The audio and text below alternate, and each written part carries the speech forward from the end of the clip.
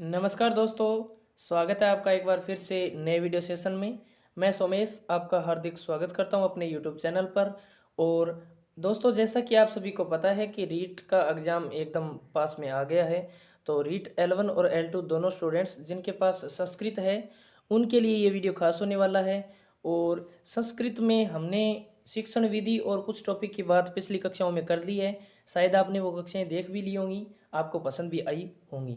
आज के वीडियो में हम बात करने वाले हैं संधि, समास, प्रत्यय, उपसर्ग और कारक। इन 5 टॉपिक के जितने भी PYQ यानी प्रीवियस ईयर क्वेश्चंस हैं उनकी चर्चा हम इस क्लास में करने वाले हैं। तो दोस्तों, शुरू करते हैं बिना टाइम बर्बाद किए। पहला टॉपिक हमारा है संधि। और संधि का पहला क्वेश्चन ये देखिए, अद्यापि इति पदस्य संधि विच्छेदम कुरुत। अद्यापि का संधि विच्छेद क्या होगा? तो फटाक से बताइए। अद्यापि का संधि विच्छेद अदि प्लस आपी, अद प्लस यापी, अद्या प्लस अपी और अद्य प्लस अपी। तो सी ऑप्शन सही हो जाएगा, अद्य प्लस अपी। व्याख्या हम थोड़ी जल्दी पढ़ने का प्रयास करेंगे क्योंकि समय का आपके पास और मेरे पास दोनों पास भी अभाव है।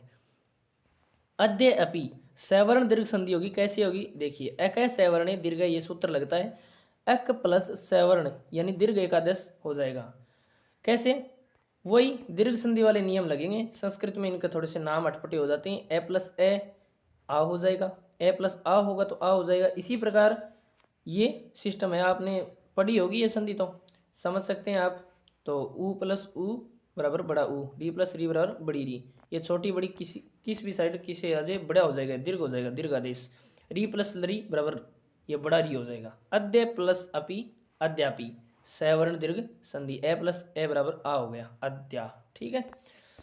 अगला क्वेश्चन, नगाधिराजय इत्यत्र संधि विच्छेद करनी है। नगाधिराज को आपको क्या करना है? संधि विच्छेद करना है। तो नगधन अधिराजय बराबर नगाधिराजय। व्याख्या देखिए, नग प्लस अधिराजय, नगाधिराजय दीर्घ संधि हो जाएगी। ए प्लस आ मिलकर वही नियम लगाए, दीर्घ हो गया। सकलापी इत्यत्र कै संधि? सकल धन अपी, सकलापी, सकल धन अपी, सकलापी सवर्ण दीर्घ संधि, वही नियम दीर्घ संधि हो जाएगा। अगले क्वेश्चन की तरफ बढ़ते हैं। रामानुजम इत्यत्र कै संधि? दोस्तों, ये question REET exam, only REET exam के आए हुए हैं या कोई आरटेट का क्वेश्चन आ सकता है बीच में। यानी रीट और आरटेट के जितने भी क्वेश्चन हैं L1 और L2 दोनों के, उनका संग्रह इसमें किया गया है। तो आप फटाक से देख लीजिए। रामानुजम में कौन सी संधि है? तो राम धन अनुजम दीर्घ संधि हो गई। ए प्लस ए मिलकर क्या बन गया? आ। अत्रागत्य, अत्रागत्य अत्र रेखांकित पदे कै संधि? अत्रागत्य में कौन सी संधि है बताइए? अत्र धन आगत्य, वही संधि, दीर्घ संधि। ए प्लस आ मिलकर आ बन गया, तो दीर्घ संधि। क्वेश्चन 6, ध्वजारोहणम इत्यत्र कै संधि? बताइए। ध्वज धन आरोहणम दीर्घ संधि। अगला क्वेश्चन, प्रहरीयु का संधि विच्छेद करो। प्रहरीयु, प्रहरी धन ईयु, वही ई, बड़ी ई और छोटी ई मिलकर क्या बन गई? बड़ी ई। प्रहरी धन ईयु, यहाँ बड़ी ई है, ये छोटी ई है, मिलकर क्या बन गई? बड़ी ई, तो प्रहरीयु। आगे बढ़िए। क्वेश्चन नंबर 8, वधूत स्व अस्य संधि विच्छेद है कृत। वधूत स्व का संधि विच्छेद बताइए। बताइए आप। वधु धन उत्सव, आपको एक बात ध्यान रखनी है, वधु में धू छोटा नहीं आएगा। आप इस प्रकार से याद रख लीजिए कि वधु हमेशा बड़ी ही होती है। तो वधु धन उत्स्व, वधुत्स्व सवर्ण दीर्घ संधि। इति धन अपि अत्र संधि भविष्यति। इति धन अपि क्या बनेगा? इत्यपि बनेगा या इत्यापि बनेगा? इति धन अपि यण संधि के नियम से इत्यपि हो जाएगा। इत्यपि कैसे होगा ये देखिए। यण संधि सूत्र होता है इको यणची। इक प्लस ए सवर्ण अच आ जाए तो उसका यण में बदल जाता है। जैसे ई या ई प्लस ए सवर्ण स्वर आ जाए तो यह बन जाएगा। ऊ या ऊ प्लस ए सवर्ण स्वर आ जाए तो वह बन जाएगा। और री या री प्लस ए सवर्ण स्वर आ जाए तो रे बन जाएगा। और लरी के बाद आ जाए तो ले बन जाएगा। यानी यण संधि में ये, वे, रे और ले, ये 4 बनेंगे, ये आपको ध्यान रखना है। तो इसी प्रकार इत्यपि में क्या होगा? इति प्लस अपि आया, ई प्लस ए आया तो यह बन गया इत्यपि। ठीक है, इत्यापि मत कर देना, ये ध्यान रखना आप। क्वेश्चन नंबर अगर 10 की बात करें हम, यद्यपि में कौन सी संधि है? यद्यपि ये क्वेश्चन तो हजारों बार आ चुका है, यद्यपि वाला। बताइए क्या होगा यद्यपि में, किस प्रकार का संधि विच्छेद होगा? यदि धन अपि, यदि धन अपि। ठीक है, आगे चलिए। और यद्यपि में संधि कौन सी होगी? यण संधि होगी, ये भी ध्यान रखना। यद्यपि इत्यत्र क्या संधि, वही क्वेश्चन आ गया है। यद्यपि में यण संधि यह बन रहा है, किस प्रकार? यद्यपि, यदि धन अपि ई प्लस ए, यह बन गया। ठीक है, यद्यपि। अत्युत्तमे पदे संधि विच्छेद करनी है। अत्युत्तम का संधि विच्छेद, अत्युत्तमे का संधि विच्छेद करना है। अतिधन उत्तमे, अत्यधन उत्तमे, अतिधन तमे, अत्युधन तमे। तो अतिधन उत्तमे, अत्युत्तमे, अति ई प्लस उ मिलकर बन गया ये। ठीक है, यण संधि। अत्युत्तमा इत्यत्र कै संधि, अत्युत्तमा में कौन सी संधि है? अति धन उत्तमा हो जाएगा और संधि हो जाएगी यण संधि, इको यणची सूत्र से यण संधि। ठीक है, आगे चलिए। थोड़ा सा फास्ट चलूंगा क्योंकि आपको भी पता है, आप भी पीवाईक्यू को अपने रिवीजन के हिसाब से देख रहे होंगे, तो थोड़ी थोड़ी व्याख्या भी है नीचे, तो आप फटाफट से देख लीजिए। और दोस्तों आपसे रिक्वेस्ट है कि अगर चैनल पर नए हैं तो चैनल को अभी सब्सक्राइब कर लीजिए, क्योंकि रीट एग्जाम से संबंधित जितने भी मोस्ट इंपॉर्टेंट क्वेश्चंस के वीडियो हैं वो मैं आपको अपने चैनल पर प्रोवाइड करवाऊंगा, तो उनका नोटिफिकेशन है वो सबसे पहले आप तक पहुंच सके, इसलिए आप चैनल को सब्सक्राइब कर दीजिए, वीडियो को लाइक कर दीजिए और अपने दोस्तों के साथ, अपने कट्टर दोस्तों के साथ शेयर कर दीजिए। इति प्लस आदि इत्यत्र संधि, बताइए इति प्लस आदि का संधि क्या होगा? इसमें संधि कौन सी होगी ये बतानी है। यण संधि, इति प्लस आदि इत्यादि बन जाएगा। ठीक है, आगे चलिए। वाणिक का संधि बतानी है। वाणिक का इत्यत्र कै संधि, बताइए। वाणिक का यह बन रहा है यण संधि। वाणी धन एका, ई प्लस ए मिलकर बन गया ये यण, यण संधि। व्यपगतेस्वपि इत्यत्र कै संधि, वेरी इंपॉर्टेंट क्वेश्चन है। व्यपगतेस्वपि, इसमें दो पूछे जाते हैं, एक तो वी अलग हो गया, एक अपगतेषु अलग हो गया और अपि अलग हो गया। तो व्यपगतेस्वपि कौन सी संधि? ई प्लस ए मिलकर यह बन गया, तो यण संधि व्यपगतेस्वपि। आगे चलिए। लाकृति इतस्य संधि विच्छेद करनी है। लाकृति का संधि विच्छेद करो। लाकृति का होगा लरी धन आकृति। ध्यान रखना दोस्तों, लरी धन आकृति कैसे होगा ये आगे देखिए। लाकृति लरी धन आकृति, लरी में आ मिला तो लय बन गया, ये हमने नियम पढ़ा था पीछे, इको यणची, यण संधि लाकृति। यथेष्टम का संधि विच्छेद करो। यथेष्टम, यथाधन इष्टम, यथेष्टम का संधि विच्छेद क्या होगा? यथाधन इष्टम। ठीक है, आगे बढ़िए। यथेष्टम यथाधन इष्टम गुण संधि कैसे? आ और ई, आ और ई मिलकर क्या बन गया? ए बन गया। तो ए ओ अर जिस संधि में बने वो होती है गुण। गुण संधि की व्याख्या में आप देख सकते हैं किस प्रकार बनाई है। आद गुणे सूत्र लगता है ए या आ के बाद, ई या उ या री या ल्री, या इसका सवर्ण विद्यमान हो तो दोनों वर्णों के स्थान पर गुण एकादेश हो जाता है। ए या आ के बाद अगर ई या ई हो तो ए हो जाएगा। ए या आ के बाद अगर उ या उ हो तो ओ हो जाएगा। ए या आ के बाद अगर री या री हो तो अर हो जाएगा। ए या आ के बाद अगर लरी हो तो अल हो जाएगा। तो यानी गुण संधि में आपको एक चीज ध्यान रखनी है, ए ओ अर और अल बनेंगे। आगे क्वेश्चन देखते हैं। छायेव इत्यत्र संधि विच्छेदक है। छायेव का संधि विच्छेद बताना है, बताइए। छायाधन यू, छायाधन यू, छायाधन यू, आ और ई मिलकर क्या बन गई? ए, गुण संधि होगी। आगे देखिए। वारांगनेव इत्यत्र कै संधि, वारांगनेव में संधि बतानी है। तो वारांगना धन यू हो जाएगा, वारांगना धन यू, आ और ई मिलकर ए बन गए तो गुण संधि, वारांगनेव में गुण संधि। सूर्योदय इत्यत्र कै संधि, सूर्योदय में संधि बतानी है, बताइए। सूर्यधन उदय, सूर्योदय गुण संधि। आगे देखिए। दोस्तों चैनल पर नए हैं तो चैनल को सब्सक्राइब जरूर कर लीजिए। कमेंट सेक्शन में आप अपनी राय दे सकते हैं कि आपको क्लास कैसी लगी।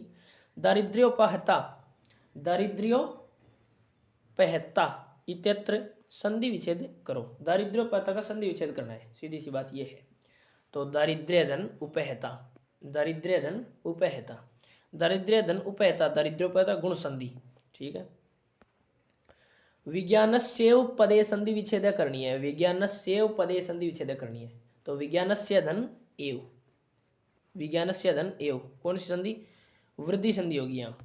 वृद्धि संधि कैसी होगी ये देखिए, वृद्धि संधि की व्याख्या देखिए। वृद्धि रेचि सूत्र लगता है, ए या आ के बाद एच प्रत्याहार का वर्ण ए ओ ऐ औ विद्यमान हो तो दोनों वर्णों के स्थान पर वृद्धि एक आदेश हो जाता है। जैसे ए या आ के बाद अगर ए हो तो ऐ बन जाएगा, ए या आ के बाद अगर ए हो तो ऐ बन जाएगा, ए या आ के बाद अगर ऐ हो तो भी ऐ बन जाएगा, ए या आ के बाद अगर ओ हो तो औ बन जाएगा, और ए या आ के बाद अगर औ हो तो भी औ बन जाएगा। यानी वृद्धि एक आदेश होगा, ऐ और औ बनेंगे वृद्धि संधि में। जैसे उद्योगे नेव, उद्योगे नेव इत्यत्र कै संधि अस्ति, बतानी है आपको, संधि बतानी है उद्योगे नेव में। गुण होगी कि वृद्धि होगी कि यण होगी कि पररूप होगी, बताइए। उद्योगेन नेव, तो उद्योगेन धन एव, ए के बाद ए आया तो ऐ बन गया, यानी वृद्धि हो गई तो वृद्धि संधि। अगला क्वेश्चन, एवेशः इत्यत्र कै संधि, एवेशः में कौन सी संधि है? गुण संधि, वृद्धि संधि, दीर्घ संधि, अयादि संधि, बताइए। एवेशः में कौन सी संधि है? एव धन एशः, ए और ए मिलकर क्या बन गया? ऐ बन गया, वृद्धि हो गई तो वृद्धि संधि। अत्रैव इत्यत्र कै संधि, अत्रैव, अत्रैव में कौन सी संधि है? अत्र धन एव, ए और ए मिलकर ऐ बन गया तो अत्रैव में वृद्धि संधि।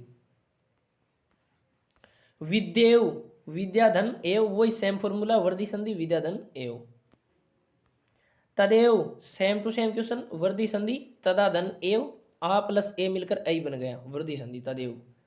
सदैव, सेम टू सेम क्वेश्चन आ रहे हैं, तो दोस्तों देखिए इस क्लास से आपको एक भी क्वेश्चन बाहर नहीं मिलने वाला, ये आप लिख के ले लीजिए। आप केवल विश्वास के साथ वीडियो में अंत तक बने रहें, एक भी क्वेश्चन मत छोड़ना। 5 टॉपिक करवा रहा हूँ इस वीडियो में, 5 टॉपिकों में आपको 5 से 6 क्वेश्चन मिल जाएंगे, पक्की बात है ये। सदैव में सदा धन एव, और नहीं मिलेंगे तो भी इनसे सेम ही मिलेंगे, आपका क्वेश्चन गलत नहीं होगा। जैसे सदैव तथैव दे देगा, अगला देगा क्या, और उदाहरण ही नहीं होती हैं। तो सदैव सदा धन एव, ये सेम टू सेम चीज़ें, आप बस इनका रिवीजन करते रहें बार बार। विद्येव, अब देखिए, अब जिसने सदैव जिसको आ गया वो विद्येव भी कर देगा, तो विद्या धन एव, विद्येव वही वृद्धि संधि, आ प्लस ए ऐ बन गया। वसुदेव, फिर देख लीजिए आप, वसुदेव, वसुदा धन एव, वृद्धि संधि आ प्लस ए मिलकर ऐ बन गया।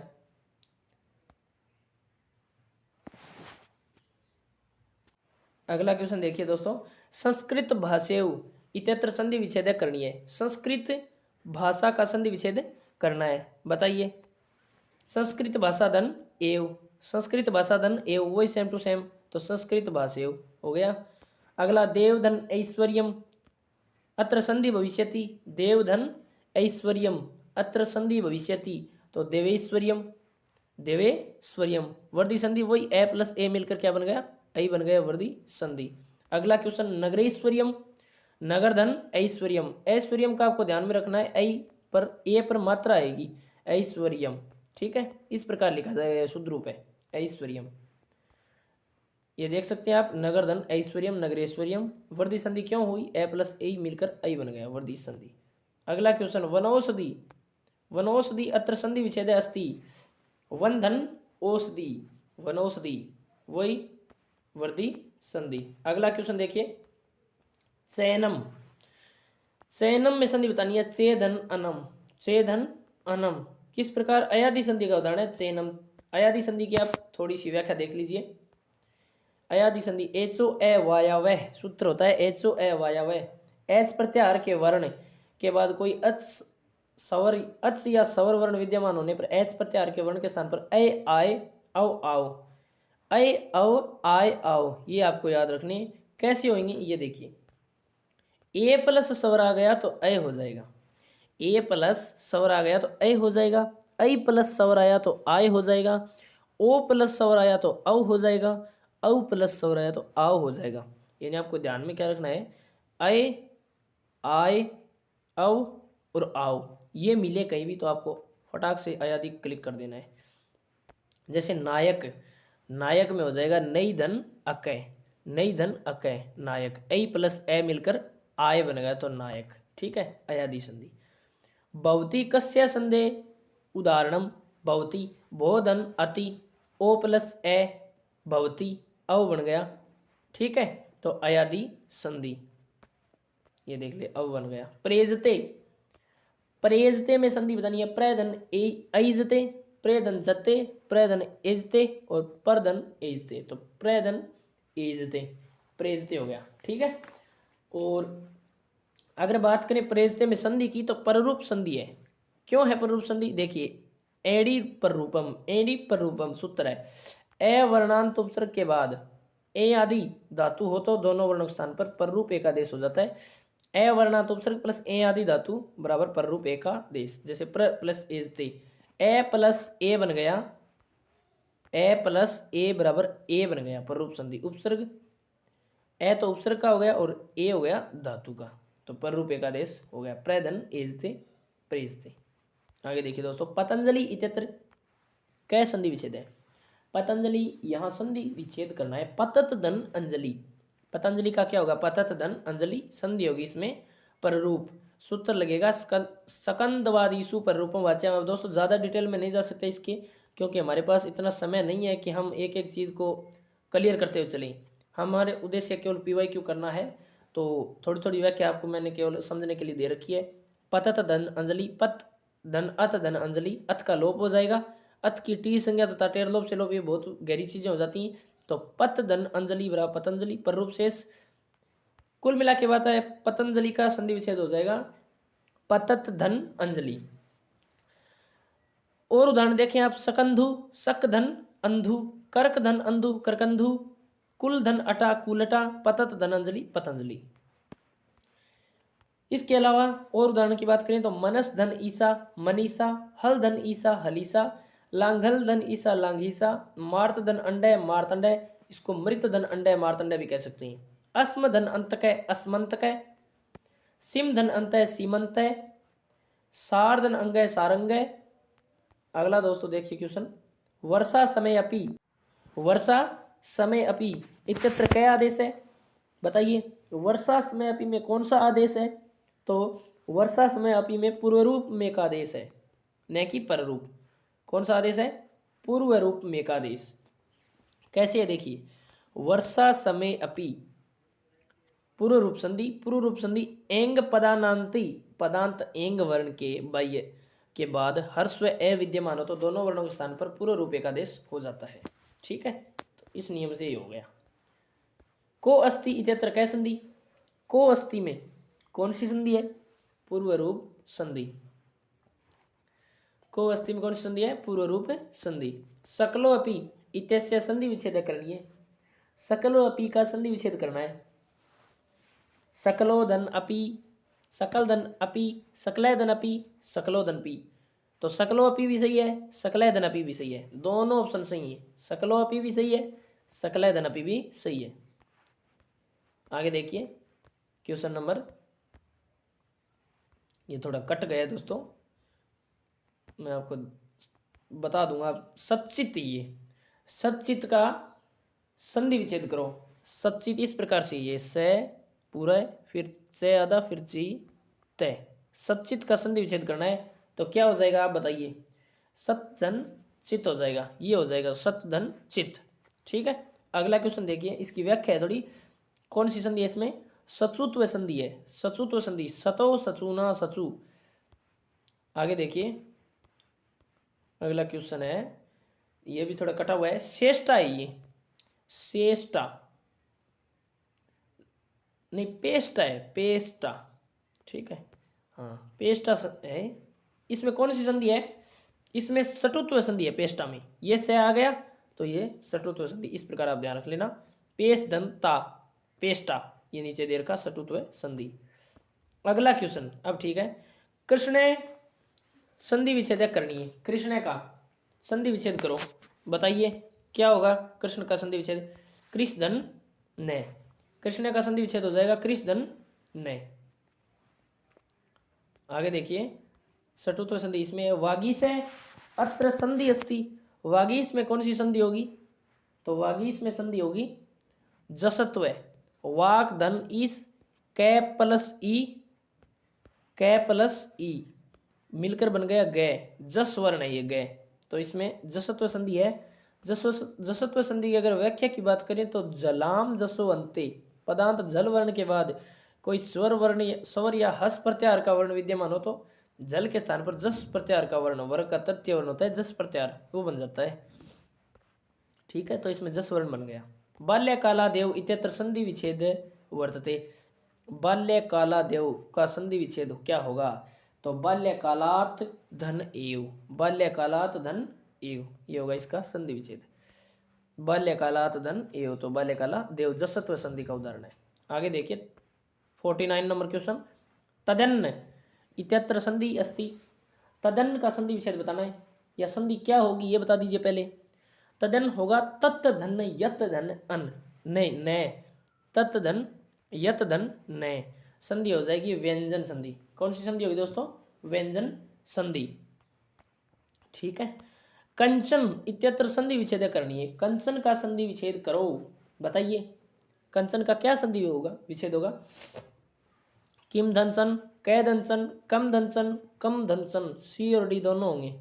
कम धनसन, ठीक है। अनुस्वार संधि है, मो अनुस्वार है, सूत्र लगाए। पदांत मैं के बाद कोई हल व्यंजन वर्ण हो तो मैं के स्थान पर क्या हो जाएगा? अनुस्वार हो जाएगा। परसवर्ण संधि का क्या नियम होता है? अनुस्वार से यही परसवर्ण है। अनुस्वार के बाद यही प्रत्याहार का वर्ण विद्यमान हो तो अनुस्वार के स्थान पर परसवर्ण बाद वाले वर्ग का पंचम वर्ण हो जाता है। कम प्लस सन कंसन और कम प्लस सन कंसन, तो इसमें सी और डी दोनों ऑप्शन सही है। आगे देखिए अनेसांच का संधि विच्छेद करो। अनेसांच, अनेसांच का संधि विच्छेद करो। अनेसाम प्लस च, अनेसाम प्लस च, अनेसाम प्लस च, अन्य प्लस एसांच। देखिए संस्कृत की एक ये और दिक्कत होती है, आधे शब्द तो बोलने में समान लगते हैं। संस्कृत का अगर आपने, मैं बार बार यही कहता रहा हूँ कि क्वेश्चन आपने अगर ढंग से पढ़ लिया तो 50% चांस है कि आपके उत्तर सही हो जाएगा, मात्र क्वेश्चन सही पढ़ने से। और 50% के चांस अगर आपने ऑप्शन ढंग से देख लिए तो उनसे हो जाएगा। यानी संस्कृत को आपने अगर नज़रों से निकाल लिया एक बार तो आपको प्रश्न पढ़कर और ऑप्शन देखकर उत्तर खुद बता देगा कि मैं हूँ, कूद कूद के बता देगा। जैसे ये ए और बी दोनों कूद कूद के बता रहे हैं कि हम हैं उत्तर, तो ए और बी दोनों ऑप्शन सही हैं इसमें। ठीक है। अनेसांस, अनेसाम प्लस च, अनेसाम प्लस च परसवर्ण संधि का उदाहरण है। समाद्रो इत्यस्य पदस्य संधि विच्छेद कृत। समाद्रो का संधि विच्छेद करना है, बताइए भाई क्या होगा? ये कुदरा समधन आद्रय। ठीक है, कैसे होगा ये देखिए, छोटी सी व्याख्या है। यदि मैं के बाद कोई स्वर हो तो वह स्वर मैं में मिल जाता है। समधन आद्रय, सम संयोग का उदाहरण हो गया। समा संयोग, समधन आद्रय, समाद्रय। ठीक है। बालय धन चलती, अब बताइए बालय धन चलती, बालस चलती, क्या हो जाएगा? बालस चलती। बालय धन चलती सत्व विसर्ग संधि है तो हो जाएगा विसर्ग प्लस च, सत्व विसर्ग संधि में बालस चलती हो जाएगा। दयालुरपि इत्यत्र कै संधि विच्छेद है? दयालुर अपि, दयालुर अपि। अब आपको समझ में आ रहा होगा कि रे अतिरिक्त लग रहा है, दयालु भी समझ में आ रहा है, अपि भी पड़ा हुआ है, तो दयालु धन अपि, दयालु धन अपि, दयालुरपि। ठीक है। संधि है रुत्व विसर्ग, रे आ गया तो रुत्व विसर्ग, समझ गए होंगे आप। श्री वीर भूमेर गुणे, श्री वीर भूमेर गुणे, अब ये रे आ गया तो आपको रुत्व विसर्ग संधि दिख रही है। श्री वीर भूमे धन गुणे, श्री वीर भूमे धन गुणे, कौन सी संधि है? रुत्व विसर्ग संधि। शिवोर्च्य अत्र संधि विच्छेद अस्ति। शिवोर्च्य का संधि विच्छेद बताना है।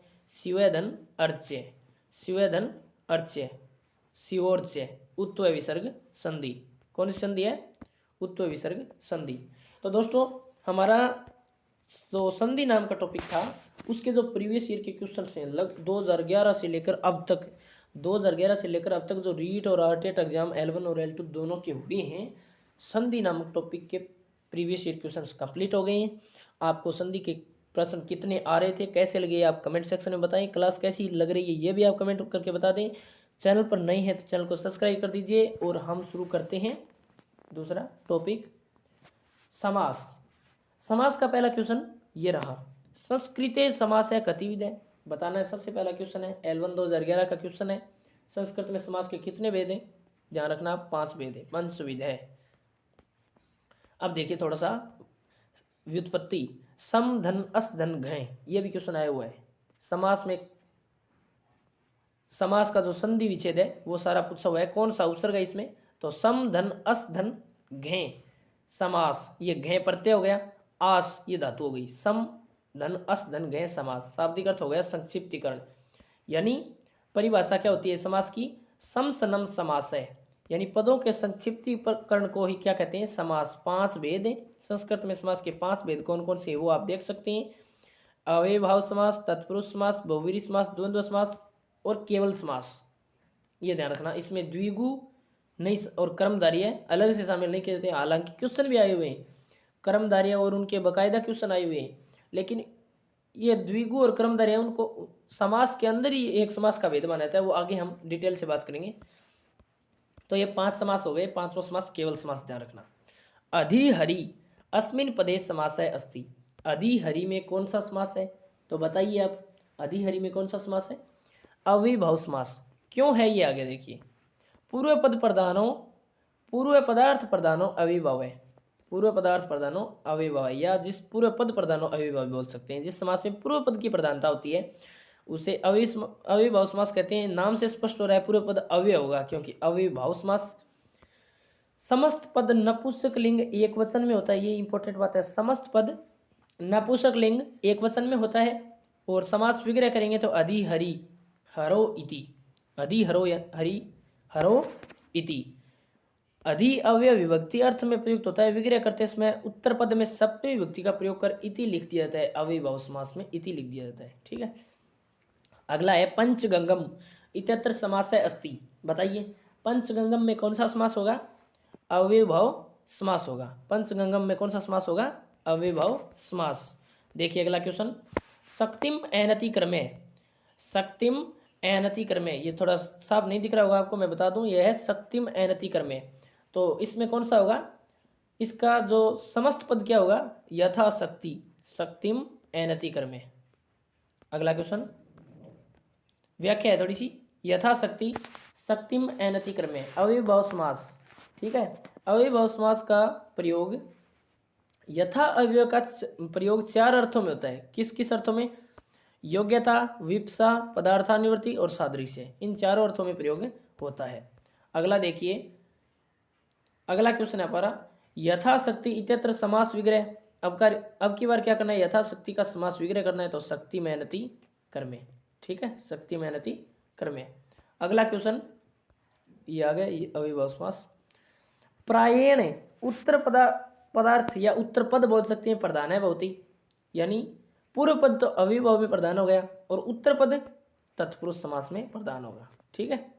क्वेश्चन नंबर 7 की अगर बात करें, गृह गतय उदाहरण मिदम विद्यते, गृह गतय किस समास का उदाहरण है, बताइए, गृहम गतय किस समास का उदाहरण है, तो वह तत्पुरुष समास। गृह गतय इसका विग्रह हो जाएगा गृहम गतय, द्वितीय तत्पुरुष समास। जैसे रामे रामो रामा रामम, वैसे ही गृहम द्वितीय हो गई। अब देखिए द्वितीय का प्रयोग कहाँ का होता है, ये देखिए, द्वितीय श्रितातिपतित गतात्यस्त प्रापनापने, ये बहुत बड़ा हो गया, एक साथ पढ़ा ही नहीं जा रहा। यहाँ होता है द्वितीय का प्रयोग, यदि समस्त पद में उत्तर पद श्रित अतित पतित गत अत्यस्त्य प्राप्त या अपन विद्यमान हो तो द्वितीय तत्पुरुष। जैसे स्वर्ग गतय स्वर्गम गतय, गृह गतय गृहम गतय। अंधकारावृतम में कौन सा समास है, अंधकारेण आवृतम, अंधकारेण आवृतम। जैसे रामेण होता है वैसे अंधकारेण, तृतीय तत्पुरुष समास, ठीक है। अगला क्वेश्चन, विद्या विहीन इत्यत्र समास है, विद्या विहीन, इसका हो जाएगा समास विग्रह विद्या विहीन, तृतीय तत्पुरुष, यानी यहाँ ऑप्शन है तत्पुरुष का, विद्या विहीन। संगीत शास्त्र सरणिम, बताइए संगीत शास्त्र सरणिम कौन सा समास है, अव्ययभाव समास।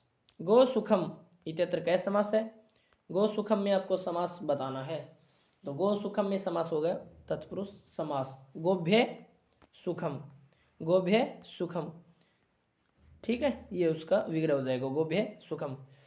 चतुर्थी तदार्थ बलिहित सुख रक्षिते, तदर्थ भाव होने पर अर्थात उत्तर पद के रूप में अर्थ बलि हित सुख या रक्षित शब्द होने पर चतुर्थी तत्पुरुष समास आता है। रक्षा सूत्रम इत्यस्मिन् पदे कै समास है?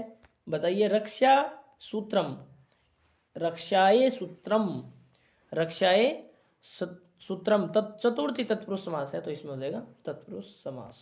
अगला क्वेश्चन देख लीजिए। विहार वनम इत्यस्मिन् समास विग्रह विद्यते। विहार वनम, बताइए। विहार वनम, विहाराय वनम, विहाराय वनम चतुर्थी तत्पुरुष। राजपुरुष है, अस्मिन पदे समास है अस्ति। राजपुरुष में तत्पुरुष समास हो जाएगा राज्ञ पुरुष, राज्ञ पुरुष। यदि दो पदों के मध्य स्वस्वामी भावादि संबंध बताए जाते हैं, ये बात इंपॉर्टेंट है। यदि दो पदों के मध्य स्वस्वामी भावादि संबंध बताए जाते हैं तो वहां षष्ठी तत्पुरुष समास माना जाता है। अगला क्वेश्चन। राजधानी इति पदे कै विग्रह। राजधानी पद में पद का विग्रह क्या होगा? राज्ञाम धानी, राजा की धानी, राज्ञाम धानी षष्ठी तत्पुरुष। कर्म फलम इत्यत्र कै समास है?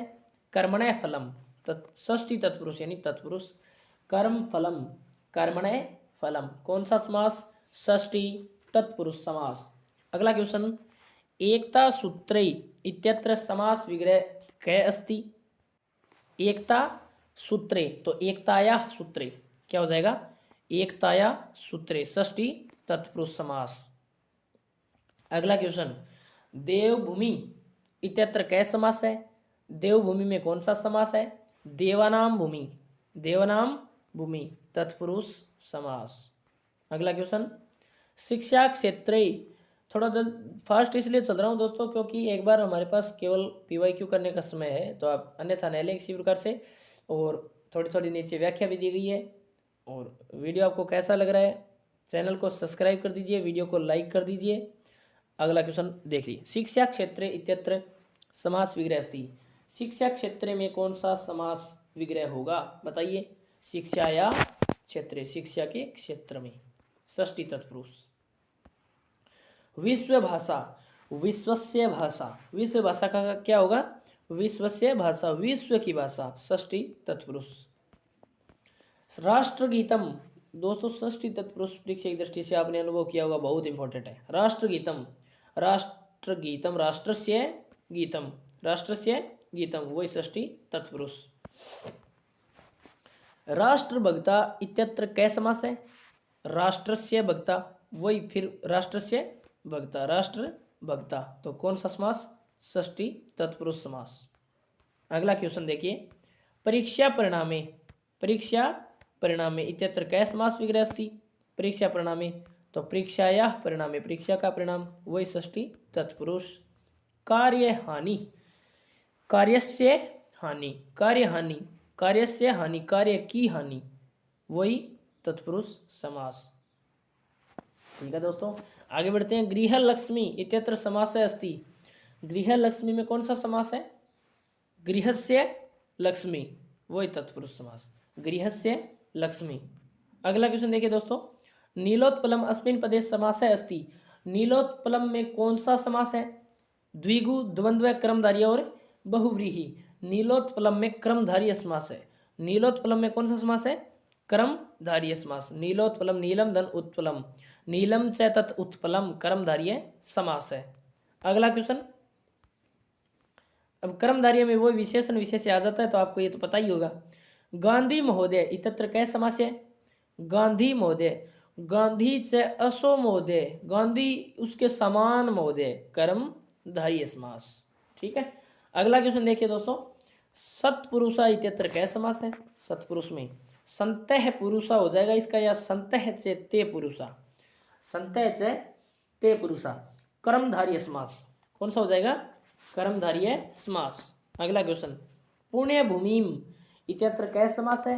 पुण्य भूमिम, पुण्य भूमिम वही कर्मधारय समास। पुण्य भूमि इसका विग्रह हो जाएगा कर्मधारय समास हो जाएगा। सुरुचिरय इत्यत्र कै समास है? सुरुचिरय में कौन सा समास है बताना है आपको। सुष्ठु रुचिरय या शोभने रुचिरय, कौन सा समास? कर्मधारय समास। सुवर्णय इत्यत्र समासक है? सुवर्णय, बताइए।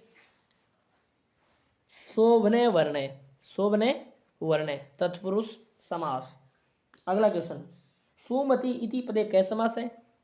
सुमति इति पदे कै समास है? शोभनामति। ठीक है, सुमति में कौन सा हो जाएगा? शोभनामति, सुमति, तत्पुरुष समास। अगला क्वेश्चन, महाराजय इत्यत्र कै समास है? महाराजय, महान च असो राजा, महान राजा, महान च असो राजा, कर्मधारय समास। ठीक है, अगला क्वेश्चन, महाकवि इत्यत्र कै समास है? महाकवि, वही सेम टू सेम चीज, कर्मधारय है। महान से असो कवि या महान कवि, कर्मधारय समास। सरल मार्ग है, सरलय से असो मार्ग है या सरल मार्ग है, कौन सा समास? वही कर्मधारय समास। ये एकदम इंपॉर्टेंट क्वेश्चन है, सारे के सारे आप इन्हें रट लीजिए। अगला क्वेश्चन, घनश्यामय अस्य समास विग्रह अस्ति। दोस्तों कुछ स्टूडेंट्स कह रहे हैं कि हिंदी के जो ग्रामर के टॉपिक हैं वो और लाए जाएं, तो प्रयास करेंगे और लाने का। तो आप चैनल को सब्सक्राइब जरूर कर लीजिए, वीडियो को लाइक कर दीजिए। घनश्यामय में समास बता दीजिए, बताइए। कर्मधारय समास है, कर्मधारय समास है। 36 नंबर क्वेश्चन का जवाब बताइए आप। घन इव श्यामय, घन इव श्यामय, कर्मधारय समास। पूर्वार्धम, पूर्वम च तत् अर्धम इत्यत्र कै समास है? पूर्वम च तत् अर्धम, इसमें कौन सा समास है? कर्मधारय समास, पूर्वार्धम। अगला क्वेश्चन, त्रिभुवनम अत्र समास है। त्रिभुवन में कौन सा समास है? प्रथम पद संख्यावाची, तो द्विगु, कौन सा? द्विगु समास। व्याख्या देख सकते हैं आप। त्रिभुवन का जो समास विग्रह होगा वो होगा त्रयाणाम भुवनानाम समाहार, समास हो गया द्विगु। द्विगु समास संख्या पूर्वो द्विगु, कर्मधारय समास का वह उपभेद। अब ध्यान दीजिए, द्विगु को कर्मधारय का उपभेद माना जाता है, तो कर्मधारय समास का वह उपभेद जिसमें पूर्व पद संख्यावाची विशेषण हो, द्विगु समास कहलाता है। अगला क्वेश्चन, समाहारे चायमिष्यते। द्विगु समास समाहार अर्थ में प्रयुक्त होता है, जैसे पंचपात्रम, पंचानाम पात्राणाम समाहार है। चतुर्युगम, चतुराणाम युगाणाम समाहार है। त्रिभुवनम, त्रयाणाम भुवनानाम समाहार है। अगला क्वेश्चन, त्रयाणाम लोकानाम समाहार है, समस्त पदम वर्तते। त्रयाणाम लोकानाम समाहार है, त्रिलोकी, क्या हो जाएगा? त्रिलोकी। अगला क्वेश्चन, एक बार ये उदाहरण देख सकते हैं आप। त्रयाणाम लोकानाम समाहार है, त्रिलोकी। पंचानाम वटानाम समाहार है, पंचवटी। अष्टानाम अध्यायनाम समाहार है, अष्टाध्यायी। पाणिनिकृत अष्टाध्यायी, कुल 8 अध्याय, कुल 32 पाद, ये आपने बताई होगा। अनुद्योग इत्यत्र कै समास है? बताइए, अनुद्योग में कौन सा समास है? अन्न, नया आ गया तो नए तत्पुरुष समास होगा, अनुद्योग में नए तत्पुरुष समास। अगला क्वेश्चन ये है दोस्तों, नितव्या इत्यत्र समास है कै? नीतव्या, नितव्या, इसमें कौन सा समास है बताना है आपको। नितव्या में बताइए, बहुव्रीहि समास होगा, कैसे होगा ये बताइए। देखिए, नित्यम व्यम यस्या सा नितव्या, जिसका नित्य व्यय होता हो वो होता है बहुव्रीहि। अब अन्य पदार्थ प्रधान होगा तो वहां बहुव्रीहि होगा, यानी अन्य पद प्रधान होगा। जैसे समास, जिस समास में अन्य पद की प्रधानता होती है उसे कहते हैं बहुव्रीहि समास। इस समास में दोनों पद मिलकर तीसरे पद का अर्थ प्रकट करते हैं, यानी वो का वो अर्थ नहीं रहता। जैसे अगर बात करें हम उदाहरण के रूप में कि चत्वारी मुखानी यस्य से, 4 मुख जिसके हैं, चतुर्मुख है, ये तो हो गया इनका। तीसरा अर्थ क्या होगा? 4 मुख वाला होता है ब्रह्मा, तो ये होगा बहुव्रीहि समास। चंद्रशेखर पदस्यास्य विग्रह करनी है, चंद्रशेखर पदस्यास्य विग्रह करनी है, चंद्रशेखर पद का विग्रह कीजिए। चंद्रशेखर यस्य से, चंद्रशेखर यस्य से, ठीक है। चंद्रशेखर यस्य से, शिव, कौन सा समास? बहुव्रीहि समास। अगले क्वेश्चन की अगर बात करें, सद्वर्णा इत्यत्र कै समास है? सद्वर्णा में कौन सा समास है? सद्वर्णा बहुव्रीहि समास का उदाहरण है, सद्वर्णा, ठीक है। सवर्ण यस्या, सन वर्ण यस्य सा, ये हो जाएगा इसका समास विग्रह, बहुव्रीहि समास। श्वेत वर्णा इत्यत्र समास है कै? श्वेत वर्णा में समास कौन सा है ये बताइए आप। श्वेत वर्ण में समास हो जाएगा बहुव्रीहि। 44 नंबर क्वेश्चन, बहुव्रीहि समास कैसे हो जाएगा? तीसरा अर्थ निकलेगा, ये देखिए, श्वेत वर्ण यस्य सा, जिसका श्वेत वर्ण है, श्वेत वर्णा, बहुव्रीहि समास। प्रायणो भय पदार्थ प्रधानो समास है भवति। प्रायणो भय पद, प्रायण प्लस उभय प्लस पदार्थ प्लस प्रधान, यानी जिसमें उभय यानी दोनों पद प्रधान हो, द्वंद्व समास, इस प्रकार होगा ये। आगे देखिए, प्रायणो भय पद प्रधानो द्वंद्व, जिस समास में उभय पद पदार्थ यानी दोनों पद प्रधान हो उसे द्वंद्व समास कहते हैं। ठीक है, आगे देखिए, राम कृष्णो अस्मिन पदे समास विग्रह अस्ति, राम कृष्णों का समास विग्रह बताना है, रामे च कृष्णे च। ठीक है, आगे देखिए अगला क्वेश्चन, रामे च कृष्णे च द्वंद्व समास, हरिश्च हरश्च, इसका आपको वो बताना है समस्त पद क्या होगा, हरिश्च हरश्च, हरि हरो, हरिश्च हरिश्च हरो हरि हरो, द्वंद्व समास। माता पित्रो, माता पित्रो, इसका समास विग्रह बताना है, माता च पिता च, पता नहीं कितनी बार पढ़ा होगा यह बचपन में, माता च पिता च माता पित्रो। अगर सीधा पित्रो दे दे तो भी माता च पिता च होगा, सीधा पित्रो दे दे तो भी माता च पिता च होगा। ठीक है, स्व जननी जनको पदे अस्मिन क्या समास है, स्व जननी जनको कौन सा समास है, द्वंद्व समास, जननी च जनक च, कौन सा समास, द्वंद्व समास। ठीक है, आगे देखिए, व्रतदान यज्ञ इत्यत्र क्या समास है अस्ति, व्रतदान यज्ञ, व्रतम च दानम च यज्ञ च ते, द्वंद्व समास होगा, व्रतम च दानम च और यज्ञ च ते, ये देखिए व्याख्या देख सकते हैं नीचे, द्वंद्व समास। अगला टॉपिक